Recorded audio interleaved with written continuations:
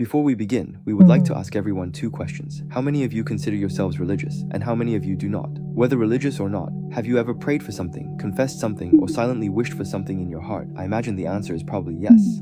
For religious people, prayer may have a clear object, but for people without religious affiliation, this behavior still exists. The religious object may disappear, but the act of projecting hope, guilt, desire, or fear towards something invisible does not. Our interest in this began from a personal experience. Last July, I lost my cat, Yu. On the way to the hospital, I kept praying that she would be okay, but I did not know who I was praying to. I only felt that somewhere, there might be something invisible beyond myself, something that could respond to my wish and give me order, reconciliation, or hope. 1 month later, we traveled to Uzbekistan. In Tashkent and Samarkand, we studied Islamic buildings and 3D scanned several Muqarnas samples. Inside these spaces, we found an architectural answer.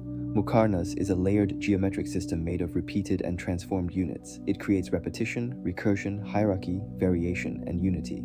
Our thesis argues that Muqarnas is not only decoration, it is an abstract spatial expression of an invisible sacred presence. It does not depict God directly. It creates an invisible order that can be perceived and spiritually projected onto. This leads to our thesis question. For people without religion, when they still pray or wish toward an undefined invisible presence, can architecture provide a spatial anchor? Our response is a wishing niche for atheists. Through parametric algorithms and fractal geometry, we developed an algorithmic perceptual panel. This project does not copy historical Muqarnas.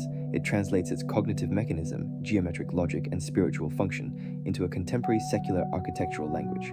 We also developed this logic into a web application.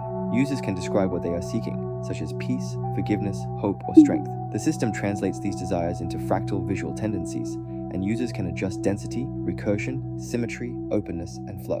In this way, architecture becomes a medium that receives, translates, and responds to individual spiritual desire. We are not designing a fixed object of belief. We are designing a spatial mechanism for projecting inner pursuit into space.